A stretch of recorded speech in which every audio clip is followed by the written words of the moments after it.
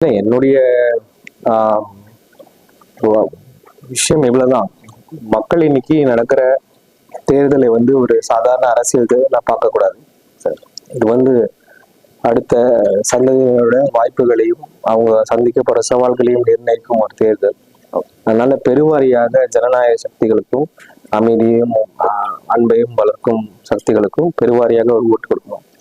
ரெண்டாவது உழைக்கும் மக்கள் அவங்களுக்கு எது நல்ல விஷயம் அப்படின்றத கூர்ந்து கவனிச்சு தெளிந்து அவங்க ஓட்டளிக்க வேண்டும்.